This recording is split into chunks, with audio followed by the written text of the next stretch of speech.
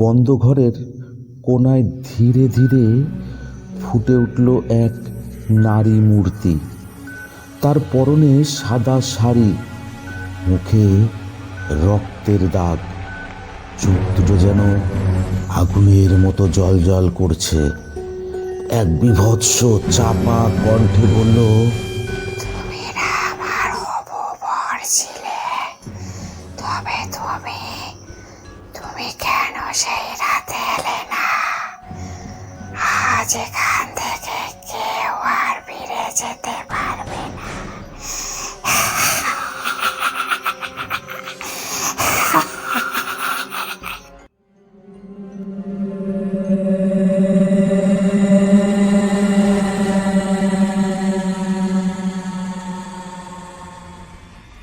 Hello everyone, সকলে কেমন আছেন?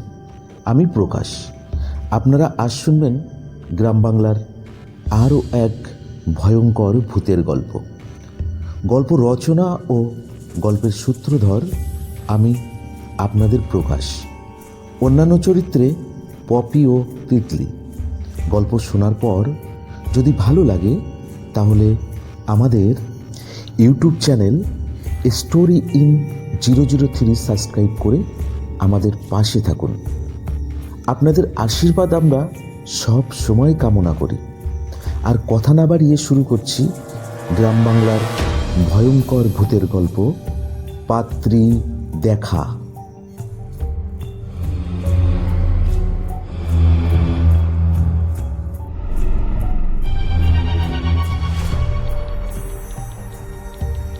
শহর থেকে বেশ কিছুটা দূরে মসলন্দপুরের একটি গ্রামে প্রদীপ আর তার মা বসবাস করত।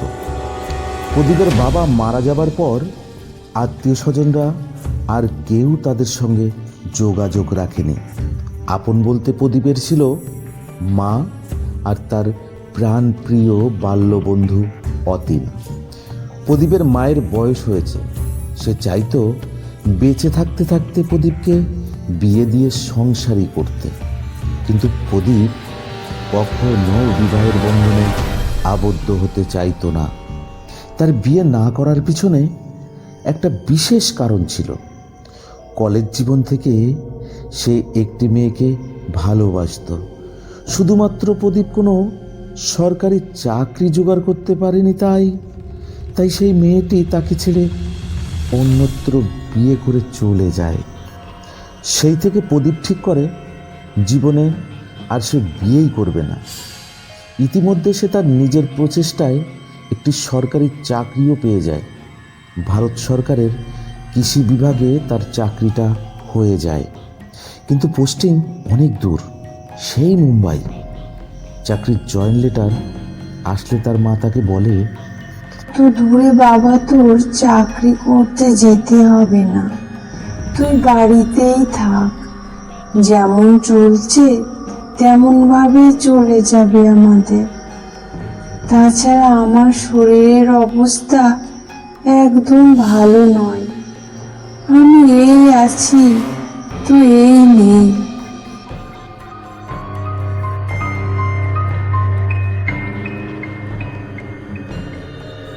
প্রদীপ মাকে অনেক বুঝিয়ে মুম্বাই চলে যায়। যারা চাকরির জন্য চেষ্টা করছে তারা জানে এই বাজারে একটা সরকারি চাকরি পাওয়া কতটা কঠিন। তাই সে কিছুতেই চাকরিটা হাতছাড়া করতে চায় না। প্রদীপ এখন মুম্বাইতে আছে। একদিন সে সবে অফিস থেকে তার ফ্ল্যাটে এসেছে, তখনই হঠাৎ করে তার পকেটের মোবাইলটা বেজে উঠল।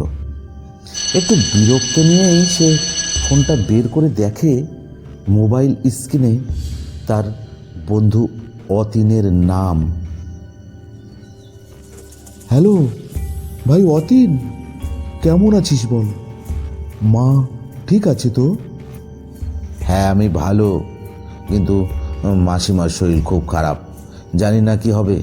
তুই যত তাড়াতাড়ি পারিস চলে আয়। তারপর ফোনটা কেটে যায়। প্রদীপ ভারাক্রান্ত মনে পরদিন অফিসে পৌঁছে ছুটির আবেদন করলে তার ছুটির মঞ্জুর হয়ে যায়, কিন্তু টিকিট কাটতে গিয়ে দেখে রিজার্ভেশন কোনো টিকিট নেই। তারপর সে অনেক কষ্টে একটি তৎকাল টিকিট জোগাড় করে বাড়ির উদ্দেশ্যে রওনা দেয়। বোম্বে থেকে হাওড়া, তারপর শিয়ালদা থেকে বনগাঁ লোকালে মসলন্দপুর যখন নামলো তখন প্রায় সন্ধ্যা হব। সে একটা টোটো ভাড়া করে যখন বাড়ি পৌঁছলো তখন সন্ধ্যা হয়ে গেছে। প্রদীপ যখন বাড়িতে পৌঁছায় ততক্ষণে তার মা এ লোকের মায়া কাটিয়ে পরলোকের পথে যাত্রা করেছে।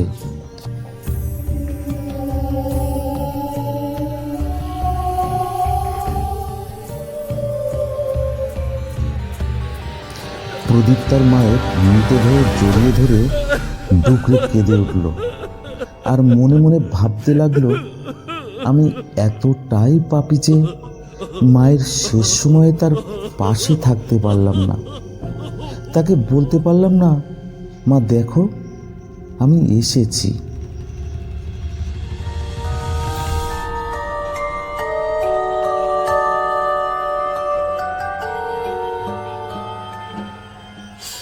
এরপর আস্তে আস্তে প্রদীপ তার মায়ের ক্রিয়াকর্ম, শ্রাদ্ধ একে একে সব শেষ করল। আর এই সময় সকল প্রকারে সাহায্য করেছে তার বন্ধু অতীন।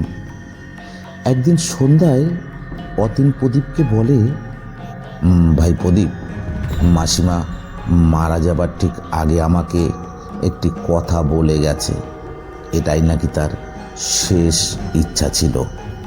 কি বলেছিল মা তোকে?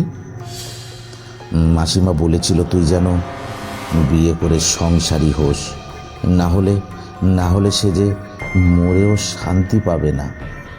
তুই তো জানিস কেন আমি বিয়ে করতে চাই না। জানি আমি সব জানি, কিন্তু সবাই তো সমান নয়, সমান হয়ও না। আমি তোকে অনুরোধ করছি, মাসিমার ইচ্ছা পূরণের এটাই তোর শেষ সুযোগ।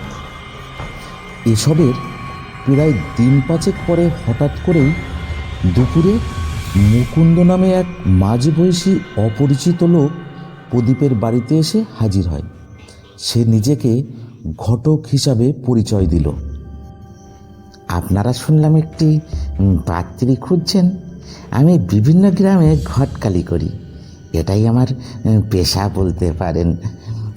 আমি আপনাদের একটি ভালো পাত্রীর সন্ধান দিতে পারি। প্রদীপ আর অতীন একে অপরের দিকে তাকালো। তারপর অতীন বলল, হ্যাঁ, আপনি ঠিক শুনেছেন।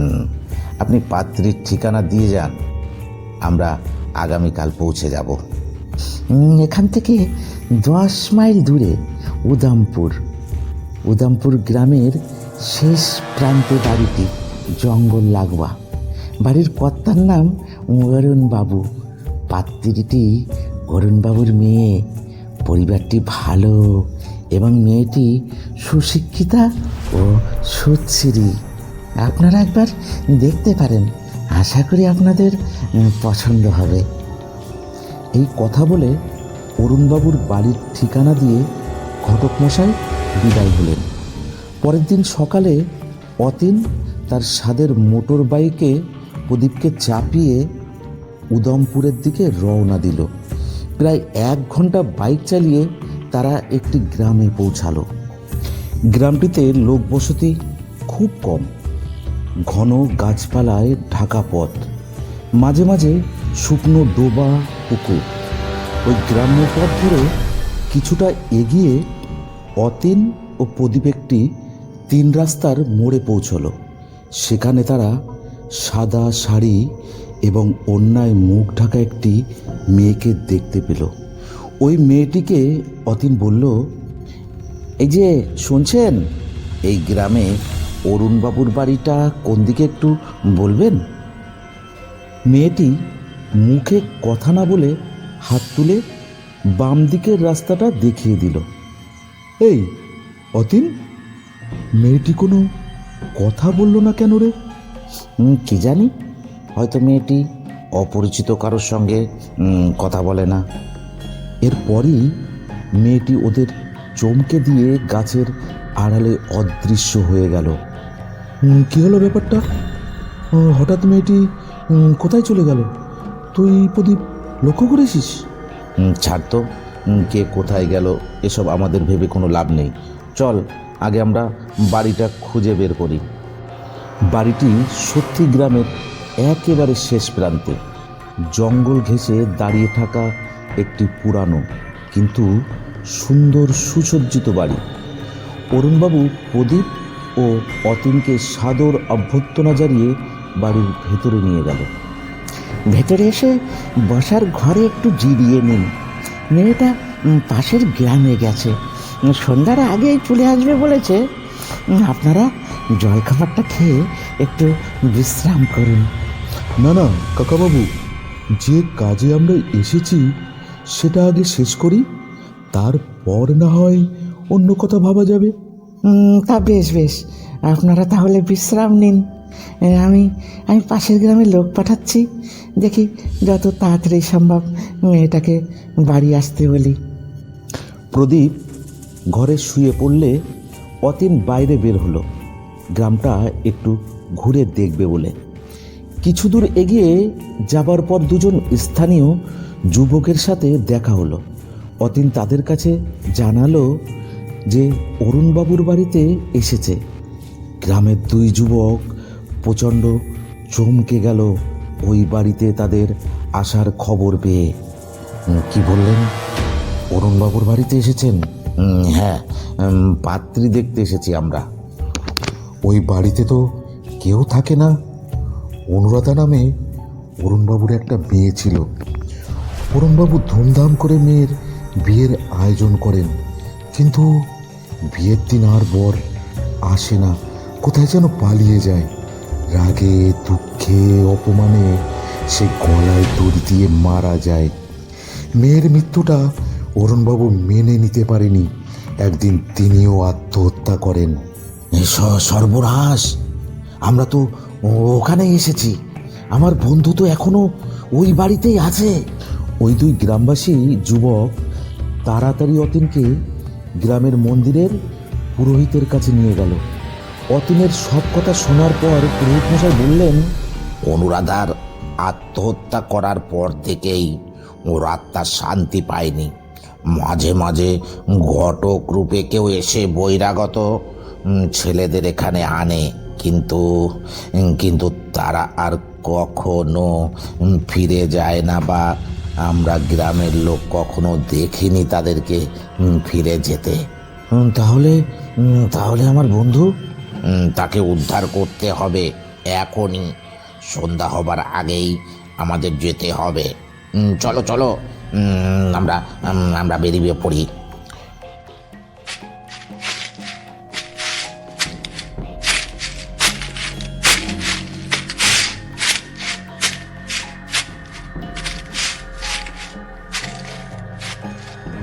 অতীন, পুরোহিত ও ওই দুই যুবক ছুটে গেল সেই বাড়ির দিকে।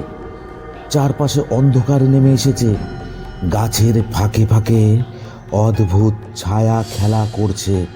ওই বাড়ি পৌঁছে তারা দেখলো ঘরের ভেতরে অজ্ঞান অবস্থায় প্রদীপ পড়ে আছে। তার চোখ অর্ধ খোলা, শরীর বরফের মতো ঠান্ডা। হঠাৎ পেছন থেকে দরজা সশব্দে বন্ধ হয়ে গেল। ঘরের কোণে ধীরে ধীরে ফুটে উঠল এক নারী মূর্তি। তার পরনে সাদা শাড়ি, মুখে রক্তের দাগ। তার চোখ দুটো যেন আগুনের মতো জ্বলজ্বল করছে। এক বীভৎস চাপা কণ্ঠে সে বলল, তুমি না আমার হবু বর ছিলে, তুমি কেন সেই রাতে এলে না? আজ তো আর কেউ ফিরে যেতে পারবে না।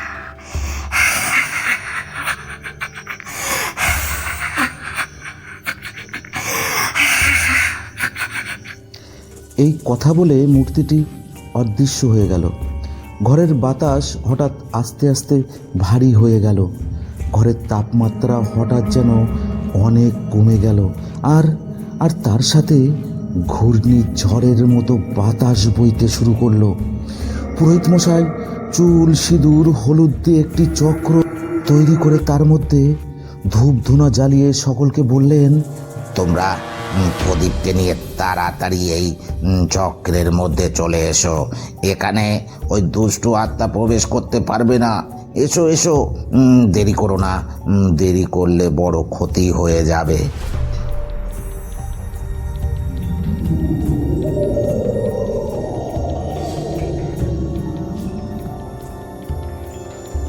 অতীন, প্রদীপ ও ওই দুই গ্রামবাসী যুবককে নিয়ে চক্রের মধ্যে প্রবেশ করলে পুরোহিত ঠাকুর গম্ভীর গলায় শুরু করলেন মন্ত্রপাঠ। ওং হ্রিং কালী কালী চণ্ডী চামুণ্ডে নমঃ। অশান্ত আত্মা সব যন্ত্রণা হোক অবসান, যা তোর নয় তা ছেড়ে বিলীন হয়ে যাও অগ্নিতে। ওং হ্রিং হ্রিং হ্রিং কালী কালী চণ্ডী চামুণ্ডে নমো নমঃ। সমস্ত ঘরে ধূপের আর পচা মাংসের সংমিশ্রণে এক বিশ্রী গন্ধ ভাসতে লাগলো। পুরোহিতের মন্ত্রপাঠের সাথে সাথে ঘরের কোণা থেকে এক হৃদয় বিদারক আর্তনাদে ভেসে এলো। অন্ধকার থেকে হঠাৎ উদ্ভাসিত হলো এক নারী মূর্তি। তার চুলগুলো হঠাৎ নিজ থেকে আকাশের দিকে ছিটকে উঠল। চুলগুলি যেন শত শত সাপের মতো হিস হিস করে উঠল। চোখের পুরোটাই লালচে সাদা। সে গর্জে উঠল, আমি যাব না, ও আমার ছিল, ও আমাকে ফেলে চলে গেল, ওর জন্য আমি মরেছি, এখনো আমার হবে চিরকালের জন্য।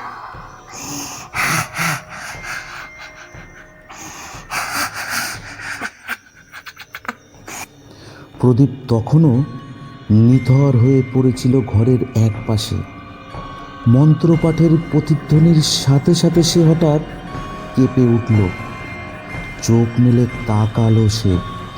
খুব জোরে একটা শ্বাস নিল। প্রদীপ যেন বহু বছর পর ফুসফুসে বাতাস পেল।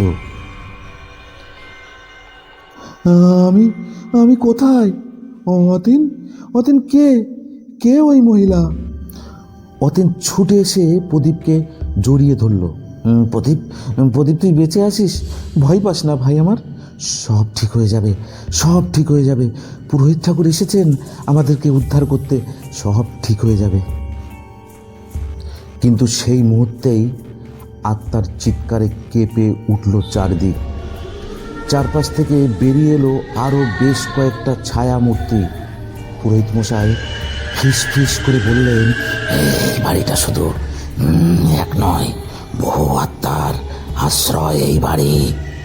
অভিশপ্ত এই ভূমি আজ রাতেই এদের সবাইকে মুক্তি দিতে হবে। পুরোহিত মশাই এবার আরও জোরে জোরে মন্ত্রপাঠ শুরু করলেন।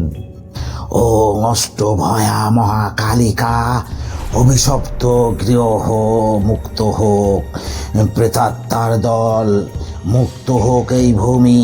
হে দেবী মাতা, করুণা পরবেশে ওদের পথ দেখাও মা, তুমি মুক্ত করো হে অষ্টভয়া মহাকালিকা। হঠাৎ ঘরের মেঝে ফেটে বেরিয়ে এলো এক জ্বলন্ত আলোর প্রকাণ্ড বলাই। ঘরের প্রতিটি দেওয়ালে আগুনের রেখা ছুটে চলল। আত্মার গর্জন, হাহাকার, ক্রন্দন সব একসাথে মিলে মিশে এক বিভীষিকার সৃষ্টি হলো। প্রদীপ চিৎকার করে বলে উঠল, আমার মাথার ভেতরে কেউ কথা বলছে। সে বলছে আমার সঙ্গে চলো। না না, আমি যাব না, আমি বাঁচতে চাই। পুরোহিত প্রদীপের কপাল ছুঁয়ে বলল, ভয় পেও না, এই মন্ত্রচক্রের মধ্যে ও কাউকে কিছু করতে পারবে না। তখন ওই বাড়িতে থাকা সকল আত্মারা উচ্চ স্বরে বলে উঠল,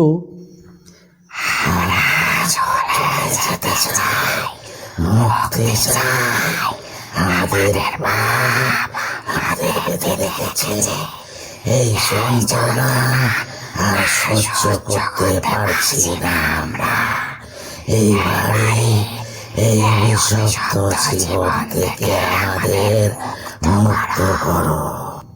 পুরোহিত তার শেষ মন্ত্রপাঠ শুরু করলো। ওং ব্রহ্মাময়ী মহাশক্তি, ওং মহাকালী, কালী কালী কপালিনী, পাপীকে করো মুক্ত, পূর্ব রাগ দুঃখ ক্লেশ ও মোহ কাটিয়ে এদের আত্মা হোক মুক্ত।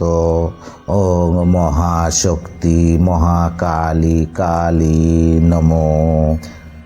হঠাৎ চারিদিক আলোয় ঝলসে উঠল। কেউ যেন অদৃশ্য হাতে বিশাল দরজা খুলে দিল। আত্মারা একে একে সেই আলোর দিকে এগিয়ে যেতে লাগলো। সাদা শাড়ি পরিহিত যে নারীটি এতক্ষণ প্রলয় তুলছিল, চোখ মেলে তাকালো প্রদীপের দিকে। এক ফোঁটা অশ্রু গড়িয়ে পড়ল তার ফ্যাকাশে গাল বেয়ে। ক্ষমা করে দিও, আমি ভুল করেছিলাম, আমি শুধু ভালোবাসা চেয়েছিলাম। তারপর সে ধীরে ধীরে আলোর মধ্যে মিলিয়ে গেল। ঘরটা একেবারে শান্ত হয়ে গেল। একসময় বাড়ির দরজাটা নিজে নিজেই খুলে গেল। মাঝরাত কেটে ভোর হয়ে আসছে। পূর্ব প্রান্ত থেকে হালকা আলোর ছটা ভরিয়ে দিচ্ছে এই অভিশপ্ত বাড়িটিকে। প্রদীপ, অতীন, পুরোহিত এবং দুই গ্রামবাসী ধীরে ধীরে বাড়ি থেকে বেরিয়ে এলো। কেউ কোনো কথা বলছে না। হঠাৎ প্রদীপ কাঁপা কাঁপা গলায় বলে উঠল, আমি এখনো অনুভব করতে পারি ওর উপস্থিতি, কিন্তু এখন আর কোনো ভয় লাগছে না। ও যেন এখন খুব শান্ত হয়ে গেছে। কারো পাপ তাকে আটকে রাখে, আবার কারো অপূর্ণ আশা আকাঙ্ক্ষা। আজ আমরা সবাই একটি অভিশাপ মুক্ত করলাম। এই বাড়ি এখন থেকে কারো জন্য আর অভিশপ্ত রইল না। সবাই হাঁটছে। ধীরে ধীরে পূর্ব দিগন্তে সূর্য উঠেছে। সেই আলোয় পুরনো ভাঙা বাড়িটার দিকে আরও একবার ফিরে তাকালো অতীন। মনে হলো কোনো অন্ধকার জালনার ফাঁকে কারো চোখ যেন জল জল করে উঠল।